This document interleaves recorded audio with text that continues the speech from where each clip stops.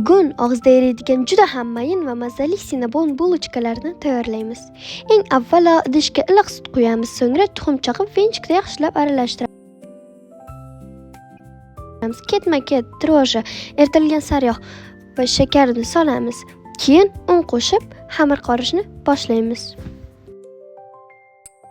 Xamir shakllangach, ustidan o'simlik yog'ini quyib, yaxshilab ishlov beramiz va tindirishga qo'yamiz. Xamirimiz chiroyli bo'lib, ko'pib chiqadi.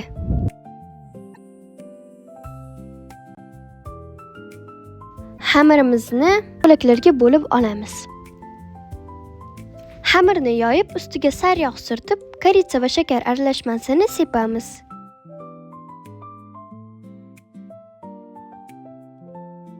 Zich qilib, rulet shaklida o'raymiz.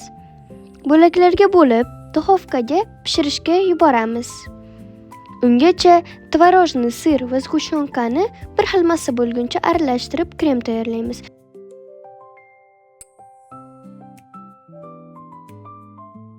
Duxovkadan chiqqan issiqqina bulochkalar ustidan kremni mo'l-ko'l suramiz.